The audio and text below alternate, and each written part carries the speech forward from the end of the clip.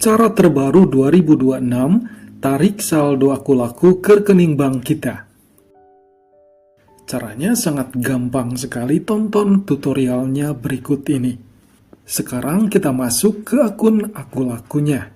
Kalian perhatikan di sini ada saldo sekitar Rp103.367 di akun aku laku ini. Sekarang saya akan pindahkan saldo ini ke rekening bank punya saya. Langkah pertama, langsung saja tekan di bagian saldo.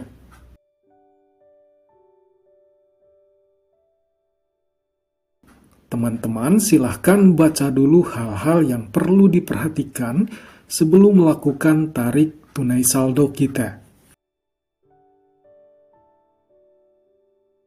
Jika dirasa sudah paham, langsung tekan di bagian melihat.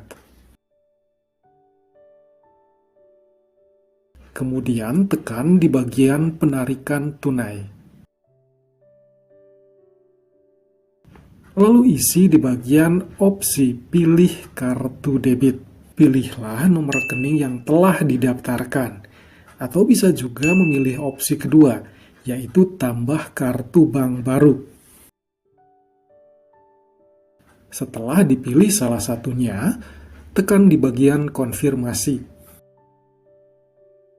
Lalu masukkan 6 angka PIN pembayaran di sini. Terakhir, tekan penarikan tunai.